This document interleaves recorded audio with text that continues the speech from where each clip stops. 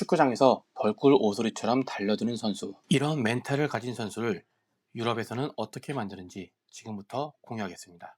제가 찾은 답은 딱 한 문장입니다. 이기적인 기세입니다. 이기적인 마음은 두 번째로 다루고 먼저 기세. 이 기세를 유럽에서는 어떻게 만드는지 말씀드리겠습니다. 저의 다른 영상들은 넘기셔도 되는데 이 영상만큼은 꼭 끝까지 봐주세요. 제가 우리나라 유소년 축구선수 아버지께 드리는 부탁입니다. 저와 같은 실수는 하지 말아주시길 바랍니다. 시작하겠습니다. 키가 크든 작든 덩치가 크든 작든 벌꿀 오소리처럼 달려드는 아이들은 이기기 쉽지 않습니다. 그리고 이런 아이들을 코치들은 대부분 재능이 있다고 합니다. 어떤 코치는 드리블, 발놀림, 슈팅 그 어떤 것도 보지 않고 공을 보고 달려드는 여부로 재능을 판단하는 코치도 봤습니다. 그리고 저도 사실 이 부분에 상당 부분 동의합니다. 공을 보고 달려들지 않는다고 재능이 없는 건 아니라고 생각하지만 공을 보면 달려드는 아이들은 저도 아주 훌륭한 재능이 있다고 생각합니다.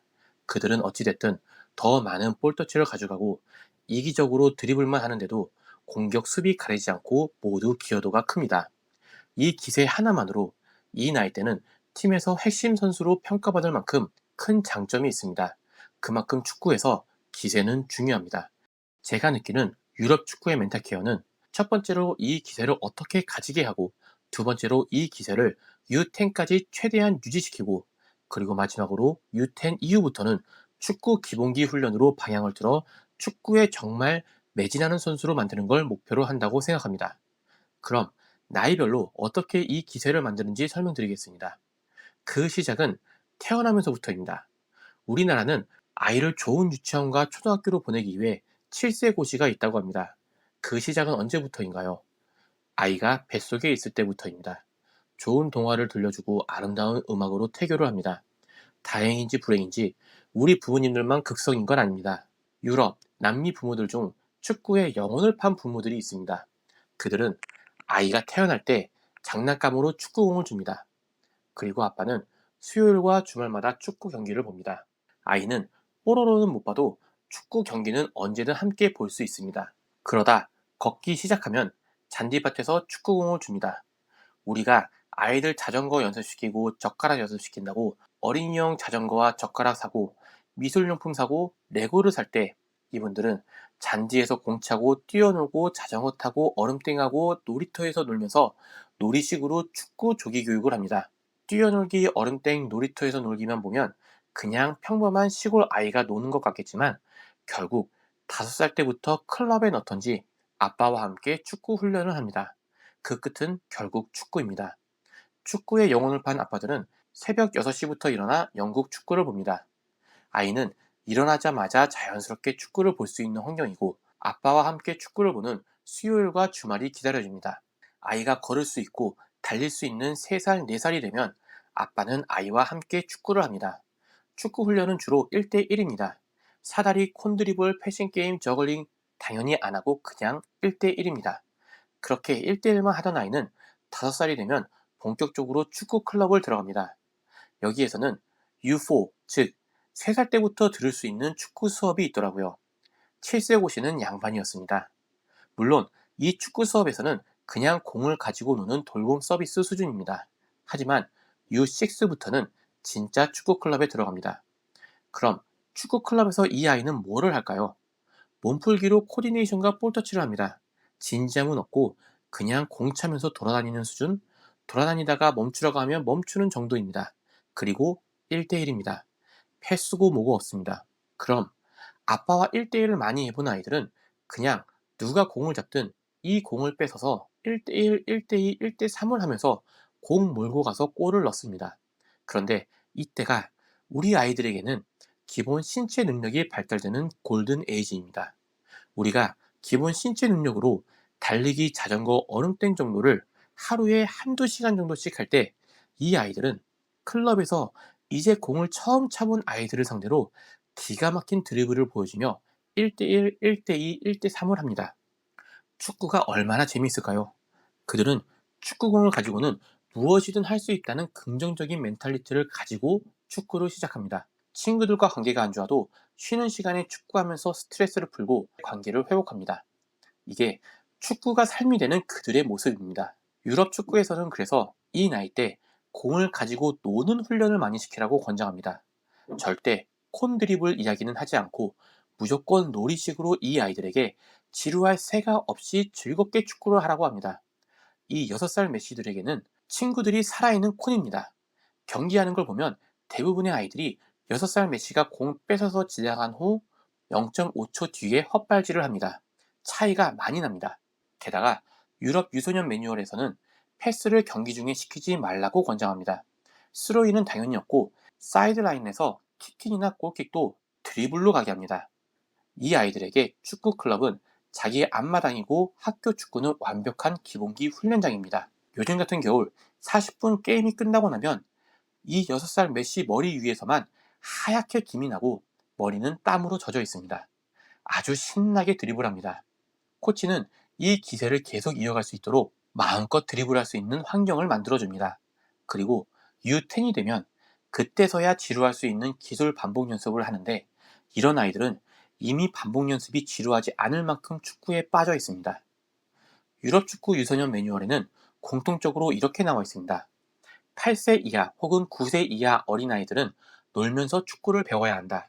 아직 패스는 소아 발달 과정상 너무 어려우니 연습은 시키되 훈련 중에는 패스하라고 하지 말고 개인 기술 위주로 시켜야 한다.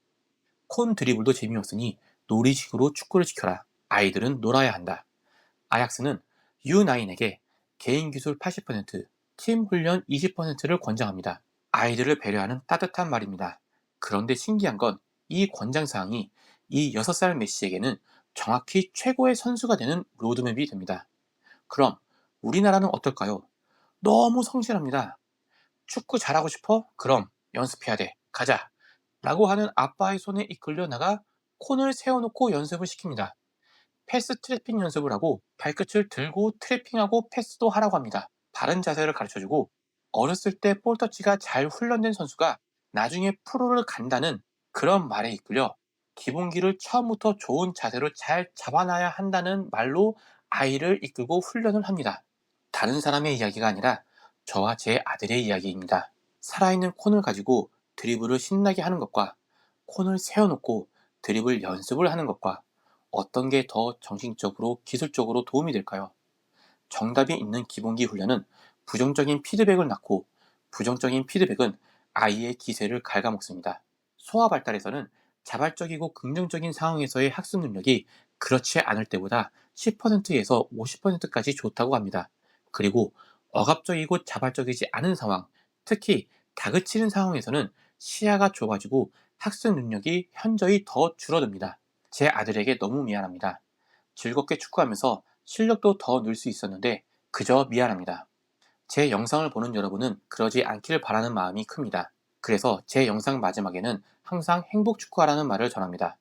긍정적인 마음이 최고의 학습으로 이어지고 긍정적인 마음은 아빠와의 1대1에서 가장 크게 얻어지며 패스를 강요하지 않는 팀에서 마음껏 1대1을 할 때 최고의 훈련 결과로 답한다는 걸 유럽 유소년 지도자들은 파악한 겁니다. 그리고 마치 우리 어렸을 때 학교 복도에서 우유곽으로 만든 공으로 축구하는 걸 추억하는 듯한 말투로 아이들은 놀아야 해서 훈련시키지 말고 놀이식 축구를 하세요 라고 합니다. 아닙니다. 그들은 정확히 알고 있습니다. 어떻게 해야 아빠가 아이의 머리를 축구로 가득 채우고 아이는 긍정적인 마음으로 축구에 매진하게 되는지 어떤 내용이든 부정적 피드백은 아이들을 조심하게 만듭니다. 그럼 이 기세가 사라집니다. 무조건 잘한다 잘한다고 할 때 우리 아이들은 기어 오르잖아요. 아이가 기가 죽어 있는 것 같나요? 그렇다면 부정적 피드백은 파울, 위험한 플레이에서 주는 피드백만으로도 이미 충분합니다. 다른 이들을 배려하고 팀을 배려하는 패스는 중요하게 생각하지 말라고 합니다. 그냥 1대1입니다. 자세를 잡아주기 위해 부정적 피드백을 줄 수밖에 없는 반복 숙달 훈련은 만 9세 이후부터이고 그 전에는 무조건 1대1입니다. 그러다 아이가 볼 트래핑, 저글링 등에 관심 보이면 조금씩 알려주면 됩니다. 그것도 자기가 좋아하면 옆에 있는 형들 보면서 혼자서 연습합니다. 그리고 클럽에서는 어쩔 수 없이 여러 가지 팀 훈련들을 가르칩니다. 그걸로 넘치도록 충분합니다. 그래서 집에서 아이의 멘탈을 잡아주는 단 하나의 방법만 꼽자면 저는 자신있게 1대1을 권합니다. 경기 때 패스만 하던 아이가 팔자 드리블 백날 한다고 갑자기 드리블을 하던가요? 아이가 모여있는 틈바구니에 발을 넣던가요? 먼저 피지컬을 잡아주고 멘탈을, 기세를 그 위에 세워줘야 합니다. 그리고 아이의 기세를 꺾지 않는 선에서 기본기 훈련을 하면 됩니다. 저는 기본기 훈련의 양은 적게 하되 질을 높입니다. 이 기세를 올리기 위한 또 다른 전략은 나쁜 짓을 아이가 익숙하게 할 수 있도록 도와주는 겁니다. 동양 아이들의 축구 기세는 유럽, 아프리카 아이들에 비해 평균적으로 많이 떨어집니다. 유전적 차이가 크다고 생각합니다. 하지만 한편으로는 우리가 아이를 너무 바르게 키웠다고 생각됩니다. 남의 걸 뺏지도 말라고 하고 혼란한 틈은 위험하니 가지도 말라고 합니다. 이 나이 때 축구가 딱 그 반대입니다. 남의 걸 뺏어야 하고 걷어 차이고 넘어질 수 있는 저 사이를 비집고 들어가야 합니다. 드리블을 할 때 주변을 살피며 상대가 어디에서 나한테 태클을 할까를 망설이는 아이의 드리블과 공을 뺏자마자 아무 생각 없이 냅다 달리는 아이들의 드리블 속도는 다릅니다. 많이 다릅니다. 이타적으로 패스하지 말고 뺏겨도 죄책감 느끼지 말고 싸우고 드리블을 해야 합니다. 제가 유럽 유소년 매뉴얼에서 찾은 멘탈의 두 번째 키가 이 이기적인 마음입니다. 다른 사람의 공을 뺏고 패스도 하지 말고 누가 뺏으러 오면 몸으로 밀어서라도 지키고 뺏기면 독한 마음으로 다시 가서 뺏어오는 이기적인 마음. 제가 너무 편협한 생각을 가지고 있다고 말할 수 있지만 이건 제 생각이 아니고 유럽 축구 유소년 가이드에 있는 내용입니다. U10부터는 이 이기적인 마음을 조금씩 내려놔야 합니다. 운동장부터 너무 넓어 끝에서 끝까지 달릴 수도 없습니다. 하지만 8세까지는 이기적이어야 합니다. 아이를 상대적으로 덜 이타적으로 키우는 유럽에서는 이 나이대가 딱 들어맞습니다. 초등학교 3학년 가면 그때서야 아이들이 조금 사람다워집니다. 그 전까지는 대부분 우리나라 금쪽이들입니다. 그렇다고 우리 아이를 평소에 이기적으로 키울 수는 없습니다. 오직 축구장에서만 이기적이고 욕심 가득한 아이로 키워야 합니다. 어떻게 그렇게 할 수 있을까요? 여러 가지 놀이 훈련이 있습니다. 팀을 4팀으로 나누어 공을 5개씩 주고 서로의 공을 빼서 자기 골대에 더 많은 공을 넣는 팀이 이기는 훈련. 남의 공을 훔쳐오는 게임입니다. 공을 드리블하고 있으면 술래가 돌아다니면서 공을 차 밖으로 보내는 놀이. 팀 전체가 경기장 끝에서 끝까지 드리블해서 갈 때 술래 한두 명이 중간에서 공을 가로채는 게임. 여러 가지가 있습니다. 그런데 가장 좋은 건 역시 1대1입니다. 다른 선수의 공을 뺏는 겁니다. 아빠의 공을 뺏는 겁니다. 친구의 공을 뺏는 겁니다. 꼭 1대1을 골대를 놓고 하는 것만 있는 건 아닙니다. 콘으로 네모난 모양을 만들어 놓고 그 안에서 한 명은 몸으로 지키고 다른 한 명이 공을 뺏는 1대1. 한 명이 드리블해서 가면 다른 한 명이 뒤에서 쫓아가면서 뺏는 1대1 등 1대1 드릴은 아주 많습니다. 그중 볼터치가 가장 많고 경기에서 가장 많이 일어나는 상황을 1대1로 만드는 게 저의 훈련 플랜입니다. 선수들이 볼키핑이 안 된다면 볼키핑을 하는 1대1을 하면 되고 드리블이 안 된다면 드리블을 하는 1대1을 하면 됩니다. 그리고 아이가 몰려있는 틈 안에 들어가 공을 뺏어오는 걸 꺼려하는 친구는 공을 뺏어오는 역할을 많이 시키면 됩니다. 그리고 좋아요를 한 번씩 눌러주시면 됩니다. 그렇게 우리 사회에서는 나쁜 짓이라고 규정된 행동들을 축구에서는 최대한 익숙하게 해주는 게 아이들의 멘탈에 큰 영향을 줍니다. 물론 멘탈적인 부분만 해결된다고 다 되는 건 아닙니다. 그에 맞는 피지컬도 키워줘야 합니다. 이건 저의 다른 영상들을 참고해 주시면 중간중간 나와 있습니다. 이 부분은 다음에 영상을 통합해서 만들어 올리겠습니다. 그 전에는 유소년 기본기, 이런 유형의 아이라면 개나 줘버리세요 2를 참고하시면 좋을 것 같습니다. 멘탈적인 부분만 다시 한번 강조하자면 사회적으로는 하면 안 되는 행동들을 축구 안에서는 그리고 축구 안에서만 자연스러워지도록 최대한 익숙하게 해주셔야 합니다. 그 최고의 방법이 뭐라고요? 1대1입니다. 마지막으로 제가 위에서 언급한 것보다 더 중요할 수 있는 부분을 하나 이야기해보고 싶습니다. 아이가 어느 날부터 축구장에서 기세가 좋지 않다면 아이가 너무 기가 죽는 훈련들만 내가 시키고 있는 건 아닐까 하는 생각을 하셔야 합니다. 하지만 아이의 학교 생활도 한번 점검해 주시는 걸 추천드립니다. 아이들의 정신력은 여러 요소에 의해 영향을 받습니다. 학교 생활이나 친구들의 관계에 문제가 생겼을 때 축구는 분명 훌륭한 안식처가 되어줍니다. 그리고 동시에 아이의 다른 생활에 문제가 있다면 그건 축구에도 반영되어 나옵니다. 우리 아이는 훌륭한 축구 선수이기도 하지만 사랑스러운 내 아이입니다.